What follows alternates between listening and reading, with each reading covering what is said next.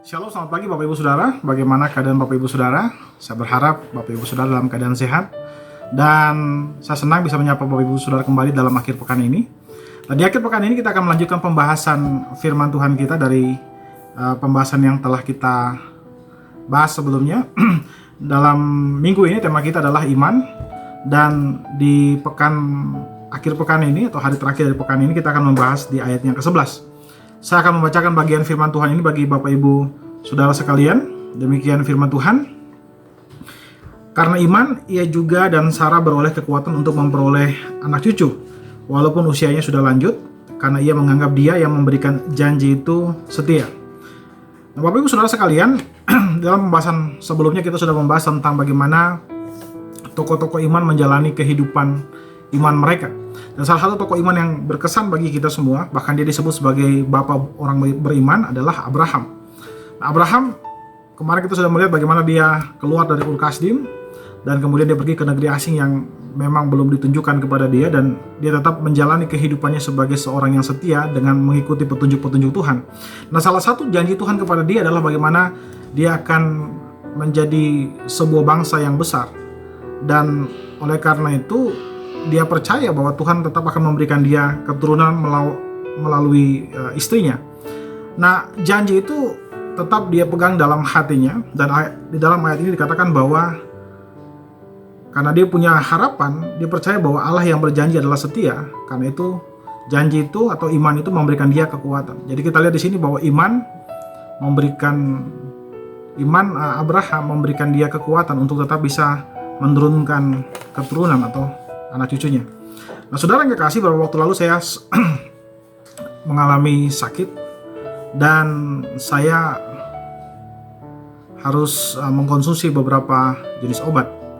Nah, setelah saya ke dokter, saya dikasih obat yang harus dikonsumsi selama 3 hari, dan dari 3 hari itu setiap harinya saya harus mengkonsumsi kurang lebih ada 3 kali, dan 3 jenis obat yang harus saya konsumsi setiap harinya.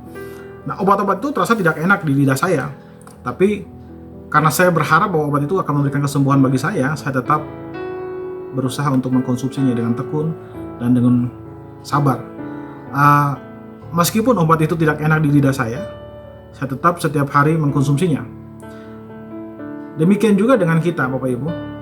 Setiap kita, tentu kita diperhadapkan dengan berbagai macam kesulitan, berbagai macam tantangan, dan kehidupan yang seringkali pahit bagi kita. Tapi karena kita percaya bahwa Tuhan punya rencana di balik kesulitan-kesulitan ini, kita tetap melewatinya dengan penuh kesabaran, penuh ketekunan, dan penuh iman kepada Tuhan. Kenapa? Karena kita percaya di balik kesulitan-kesulitan itu ada sesuatu yang indah yang menanti kita di sana.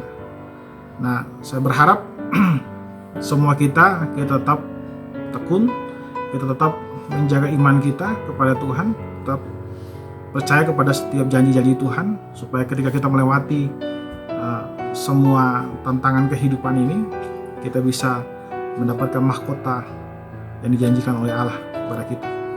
Dan saya melihat bahwa di dalam firman Tuhan yang barusan kita renungkan kali ini, iman kita ternyata memberikan kekuatan bagi kita di dalam masa penantian atau masa-masa sukar kita.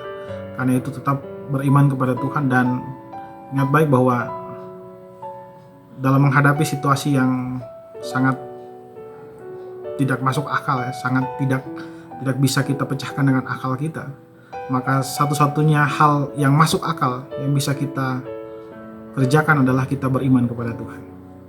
Biarlah firman Tuhan yang singkat ini bisa menjadi kekuatan bagi saudara, menjadi rema bagi hidup saudara. Mari kita tundukkan kepala, kita satu dalam doa. Ya Tuhan Allah Bapa kami bersyukur buat renungan singkat pada pagi hari ini yang mengajarkan kami bahwa kami harus tetap beriman, karena iman itu akan memberikan kepada kami kekuatan dan pengharapan. Karena itu Tuhan, ajar kami untuk terus berharap kepada Engkau, sehingga dalam hari keseharian kami terus membangun iman kami kepada Engkau, dan kami terus kuat di dalam kasih karunia-Mu Tuhan Yesus. Terima kasih Bapa. Kami serahkan semua firman Tuhan hari ini kepadamu Tuhan. Kami akan beraktivitas, semua aktivitas kami serahkan ke dalam tangan-Mu Tuhan. Dalam nama Tuhan Yesus kami berdoa kepada Bapa Surgawi. Haleluya.